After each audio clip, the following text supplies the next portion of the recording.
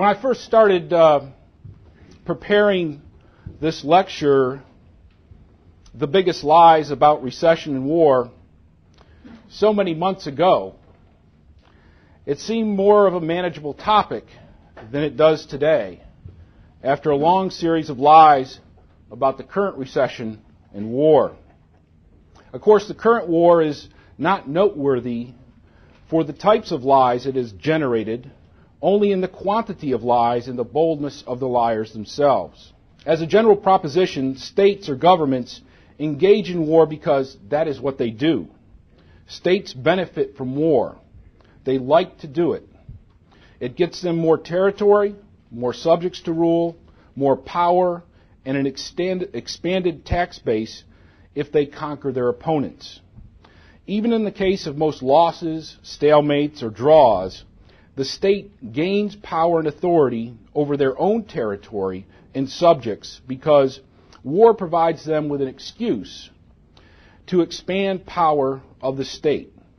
Professor Robert Higgs, in his book Crisis and Leviathan, speaks directly to this point, and he shows that war is the primary crisis on which the state builds itself, and that during war, barriers against government growth break down.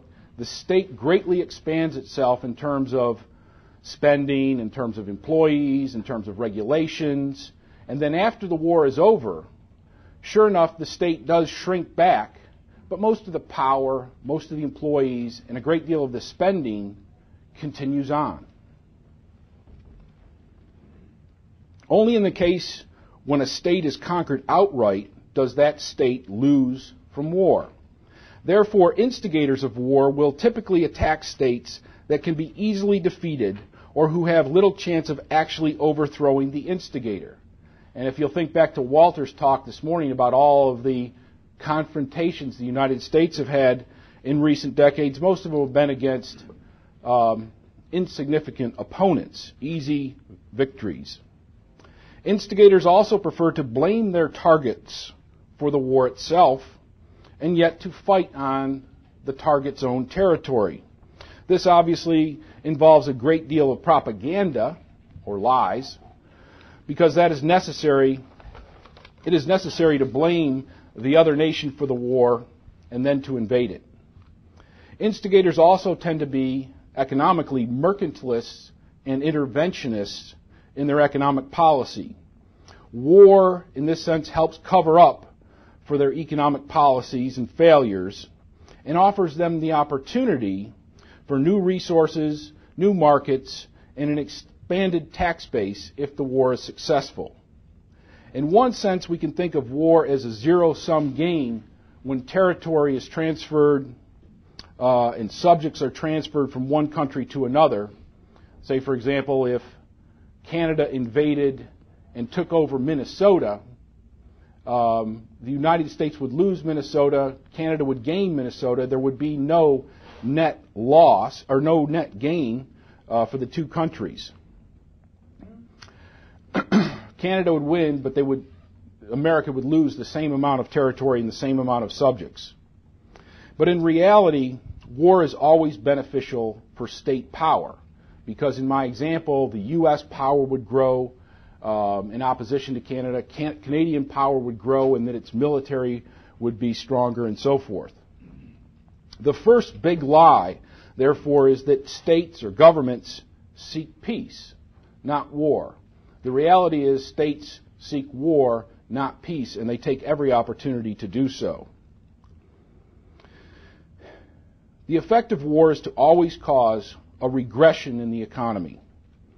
During the war and its aftermath, production for the purposes of for human survival, consumer satisfaction, and social betterment is reduced.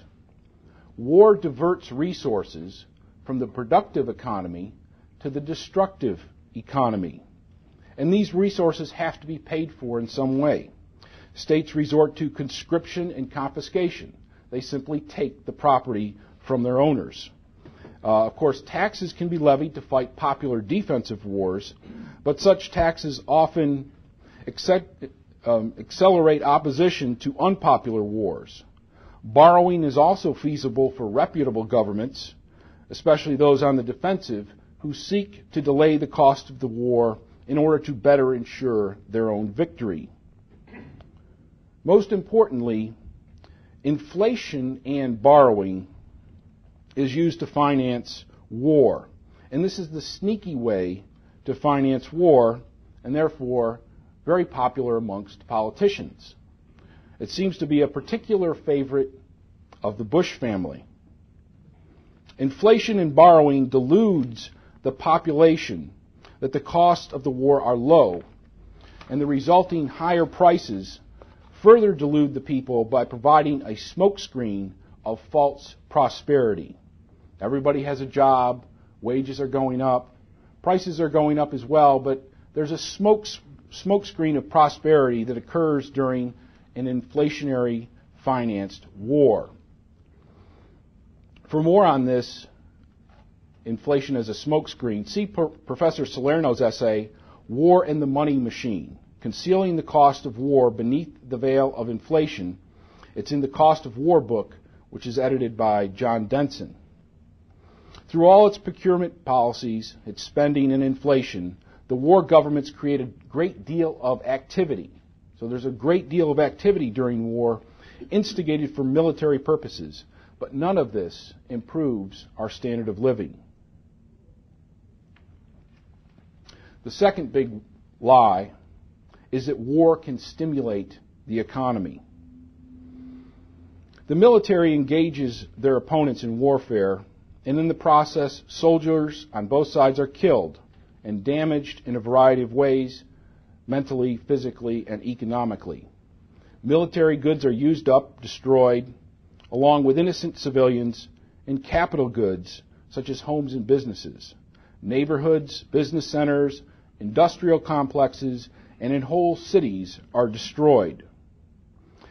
Warfare is an entirely destructive process.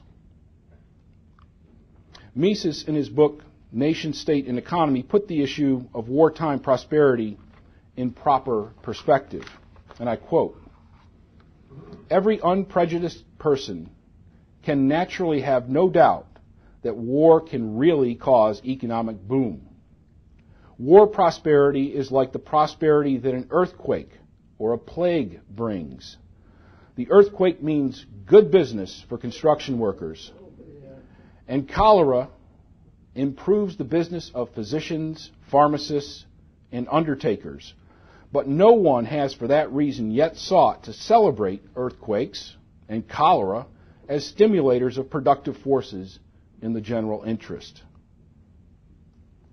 Unfortunately for us, the general level of economic understanding has fallen so low, particularly amongst journalists and even professional economists, that yes, indeed, a positive economic spin is now given to every disaster that we face, whether it is a hurricane striking the coastline or the bombing of suburbs in Iraq